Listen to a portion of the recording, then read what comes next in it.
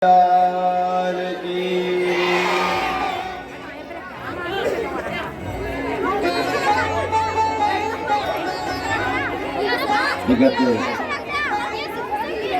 दिवस में हम सभी ने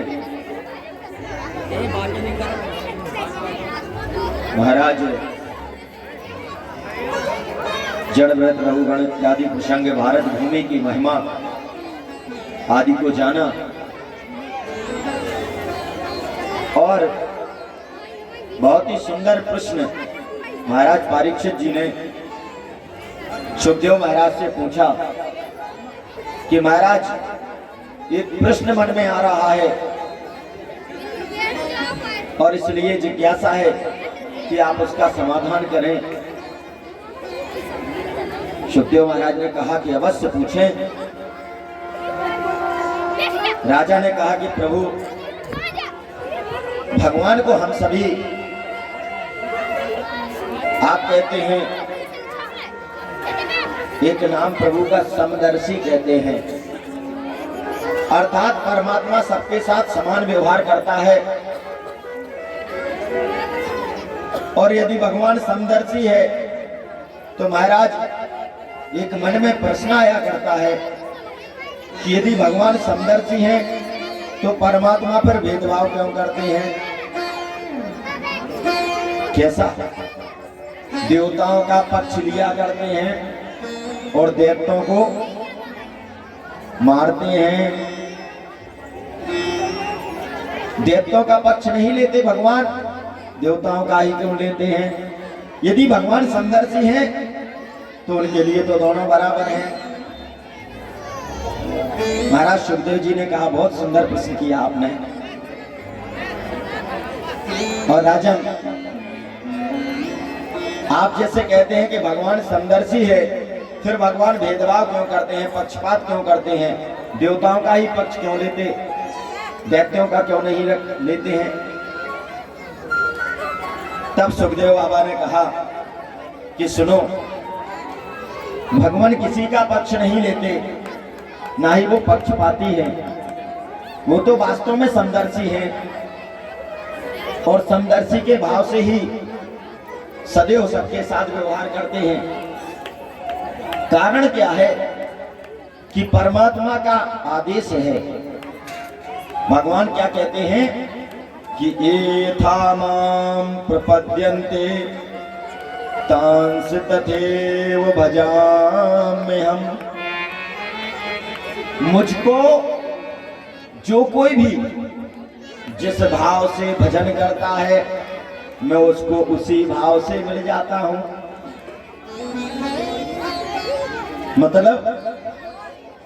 मतलब आप भगवान को मित्र बना लो तो भगवान मित्र बन जाते हैं, पुत्र बना लो पुत्र बन जाते हैं, इष्ट बना लो इष्ट बन जाएंगे, शत्रु बना लो शत्रु बन जाएंगे। तो देवता सदा अपना रक्षक इष्ट मानते हैं, अपना भगवान मानते हैं, अपने आराध्य मानते हैं, तो हम उनके लिए आराध्य बन करके जाते हैं। और दैत्य लोग भगवान को अपना शत्रु मानते हैं। कहते तोह मोह नाते अनेक मानिए जो भावे। तुमको जो भी नाता अच्छा लगता है, जिस नाते से आप हमें याद करोगे, हम उसी नाते को मानना शुरू कर देते हैं।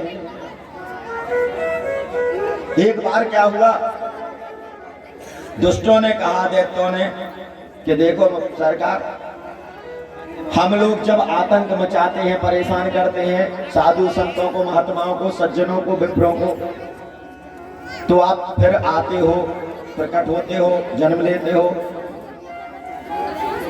अरे यदि रावण नहीं होता तो राम जी आते क्या? तो बोले देखो रावण आए तो राम जी बन के आ गए आप, और कंस मामा आए तो कन्हैया बन के आ गए। तो बोले जब हम आते हैं और हम लोग उपद्रव करते हैं तभी तो तुम आते हो। भगवान बोले मतलब है कि हमारी वजह से आप आते हो तो हमको कुछ फायदा तो मिलना चाहिए इसका। अरे हम ही तो बुलाते हैं तुम्हें इस धरती पर। अगर हम लोग आतंक ना काटे, उपद्रव ना करें, तो तुम काहे को आओगे? अपने वहीं वैकुंठ में विराजमान रहोगे। बोलो बताओ, दैत्यों ने सही कहा ना? आप लोग भी पक्ष में हो, मतलब दैत्यों के। दैत्यों ने कहा देखो प्रभु, हम यहाँ उपद्रव करते हैं, गैया मैया को सताएंगे, विप्रों को सताएंगे, प्रत्येक निरीह जानवर जीव जंतुओं को भी मारेंगे, काटेंगे। जब उपद्रव करेंगे तो भगवान को फिर सहन नहीं होता, तो आना पड़ता है। भगवान बोले ठीक है। तो बोले हमें कुछ फायदा मिले? भगवान बोले मिलेगा, एक काम करो। बोले क्या करें? बोले भजन करो। बोले देखो सरकार, भजन अजन वाला कार्यक्रम हम लोगों से नहीं होगा। क्यों? हो ये भजन नहीं तामस देहा। हमारा जो शरीर है इतना तामसी है कि हम लोगों से भजन वगैरह तो कुछ होने वाला है नहीं। दुष्ट है, जन्म से दुष्टता ही की, उपद्रव ही किया, लड़ाई झगड़ा मार काट ही किया है। अब भजन कहां से हो? भगवान ने कहा फिर क्या कर सकते हो ये बता दो। भजन नहीं कर सकते। बोले भगवान भजन तो नहीं हो सकता, और कोई दूसरा कार्यक्रम? बोले तुम क्या कर सकते हो, तुम ये बताओ। बोले हमें तो लड़ना झगड़ना गरियाना मारना ये सब कुछ आता है। बोले अच्छा तो चलो लड़ाई करो। ठीक है, बोले लड़ाई करेंगे? बोले हाँ। बोले लड़ाई तो लड़नी आती है दम से।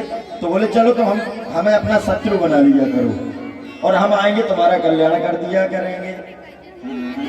तो इसी वजह से दैत्य लोग अत्याचार भी करते हैं। और आप देखें प्रत्येक प्रसंग में प्रभु ने उद्धार किया, और जो गति देवताओं को दुर्लभ होती है, जो पद एक तपस्वी को मिलता है, वही उन राक्षसों को भी दे रहे हैं। मुक्त जिसको किया, आज तक जिसको प्रभु ने परमात्मा ने उद्धार किया हो, कोई भी हो, कुकर सुकर से लेकर के नरक नहीं गया होगा।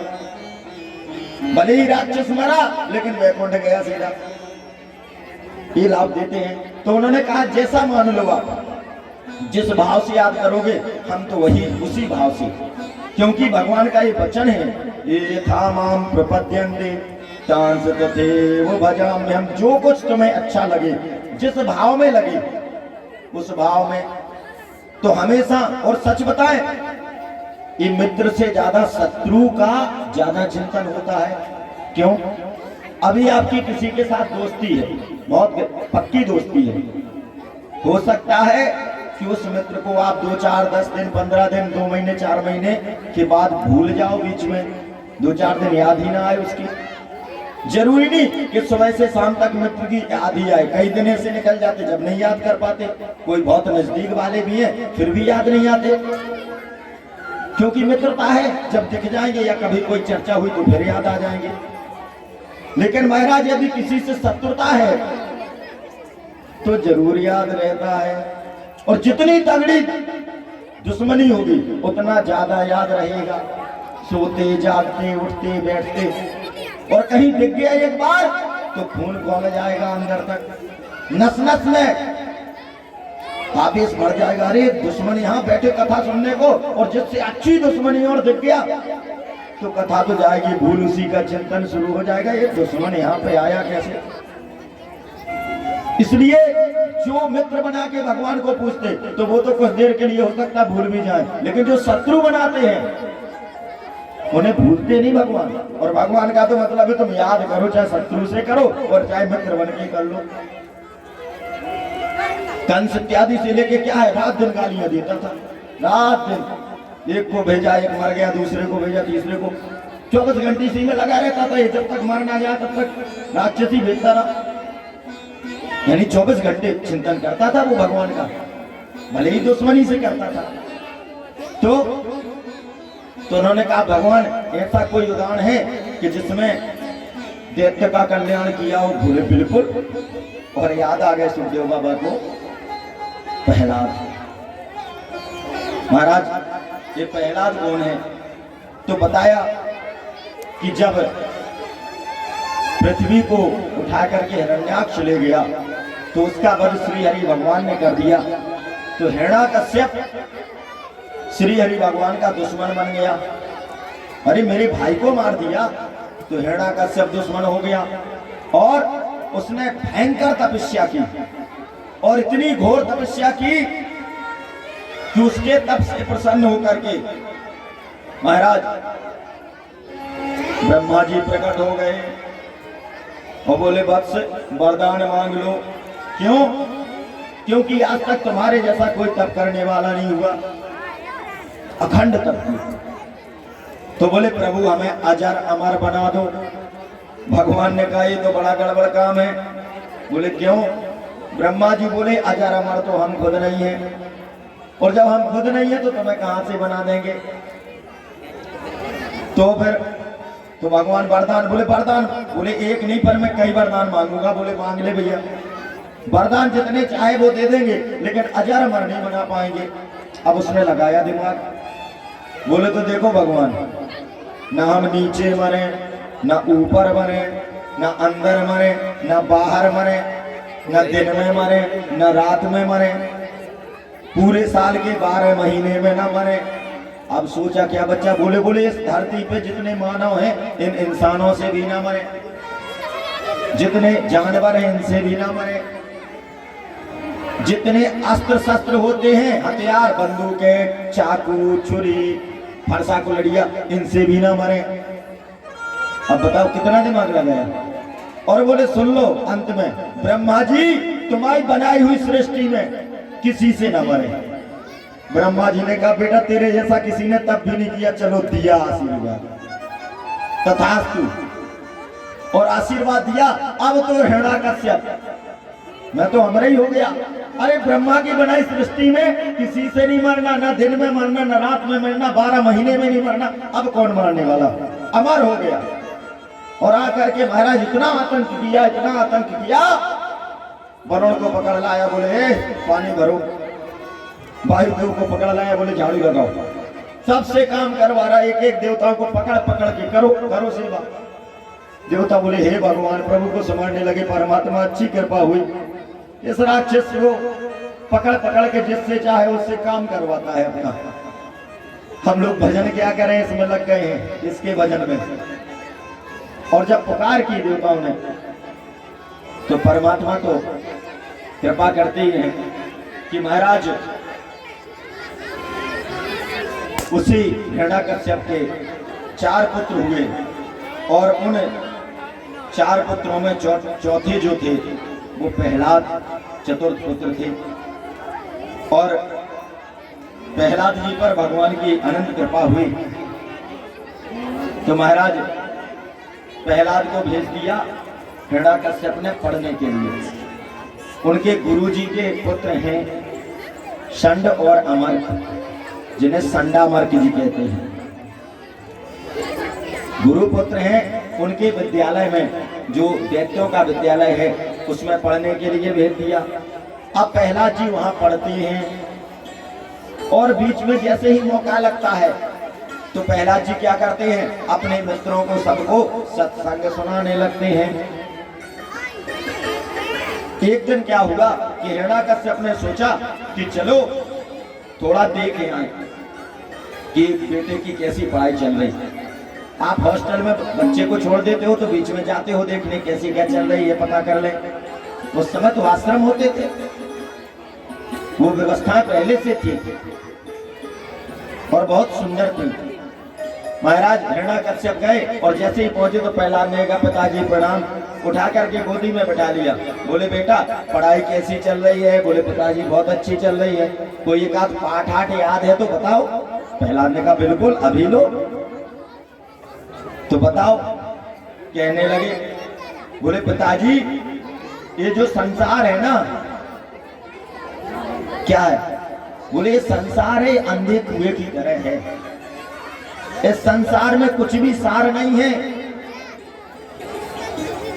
जिस प्रकार से भोले बाबा कहते हैं कि उमा कहाँ हूँ मैं अनुभव अपना, उमा कहाँ मैं अनुभव अपना, सरे हरि भजन जगत कर सपना।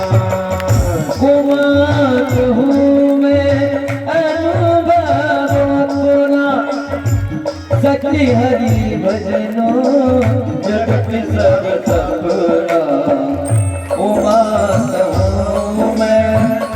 अनुभव अपना सब हरि भजन जगति सब सपना। तो इस प्रकार से वाणी से शोर नहीं करना है, वाणी से अन्य आवाजें ना निकालें, सिर्फ रसास्वादन करें, आनंद लें। बचपना आपका है, प्रहलाद का भी बचपन है, और आज का पूरा प्रसंग अभी, और अंत में प्यारे कन्हैया को पूरा बच्चों के ऊपर भी है, और नन्हे से बच्चे बन के कन्हैया को भी आना है। इसलिए बच्चे खासतौर से सुने, मन लगा के सुने, हो हल्ला इत्यादि ना करें, ठीक है। शोर नहीं करना, शांति के साथ सुने, बहुत आनंद आएगा। बोलिए जय श्री राम। प्रहलाद ने कहा, पिताजी जैसा भोले बाबा कहते थे ना उमा जी से, माता भवानी से, कि सारा संसार मेरा अनुभव है कि स्वप्न की भांति है। जैसे रात में बड़े अच्छे अच्छे सपने आते हैं और उसमें सपने देखते रहते हो, जब सो के जगे तो कुछ नहीं, पता चला हम बहुत बड़ी कार में बैठे हैं, चले जा रहे हैं बड़े उससे। कई लोग तो बोले हम खुद कार चलाने लगे, 50 लाख की हमारी कार आ गई, ये हो गया। कई लोग रात में सपने में दूल्हा बन गए और जगे तो वही पिटिया में पड़े हैं। जब जागते तभी पता चलता ना कि ये तो था तो कुछ नहीं, ये सब चल रहा था बस प्रोग्राम। वैसे ही संसार है। अच्छा, और अंधा कुआं है पिताजी। अंधा कुआं ऐसा होता है कि पहले जंगलों में कुएं रहते थे, और जंगल में जो कुआं होता था तो उसमें क्या रहता था कि इधर उधर से कुएं के किनारे से घास उगाई, तो वो उसी में घास हो जाती थी। तो पहले इधर से चलने में पता ही नहीं लगता था कि सामने क्या है, और जब उसी के वहां पहुंचा कोई व्यक्ति तो सीधा घास के साथ डुब से कुएं में चला गया। और कोई गांव का कुआं हो तो पनहारी, जैसे यहाँ का कोई व्यक्ति टपक जाए, बरगद के पास, यहाँ स्कूल के पास कुआं है, कोई टपके तो पानी वाली कोई माता जी जाएंगी, ओ भैया कोई पड़ा है निकाल लो, तो गांव के लोग जाके निकाल लेंगे। अब कोई जंगल के कुआं में टपक जाए तो कौन निकालेगा, कोई नहीं सुनने वाला। तो इसी तरीके से पिताजी ये संसार अंधा कुआं है। अच्छा, कैसा? एक बार अंधों की लाइन जा रही थी, अंधे अंधे जा रहे थे और चले जा रहे थे जंगल में, एक के बाद एक लाइन से एक दूसरे के डंडा से खट्टे खट्टे आवाज करते जा रहे थे। आगे वाला अंधा कुआं आया तो जो आगे वाला अंधा था वो उस कुएं में डूब पड़ा, और जैसे ही गिरा आवाज आई धम, और धम की आवाज आई तो पीछे वाले तुरंत सावधान बोले, अरे भैया कोई आवाज आई, कुछ गड़बड़ हो गया क्या? अब जो आगे गिर गया था उसने सोचा, हम कहते हैं कि यार बहुत खतरनाक कुआं है, हम तो गिर गए तो बाकी वाले सब वापस चले जाएंगे, हम तो डरे ही रहेंगे। तो उसने सोचा हम क्यों बताएं, बोले कुछ नहीं है, बहुत सुंदर रास्ता है, चले आओ बस, वीर तो बढ़े जाओ, बढ़ते रहो, कदम बढ़ाए जाओ। आगे फिर जैसे ही बढ़े तो दूसरा वाला भी धम, और जैसा दूसरा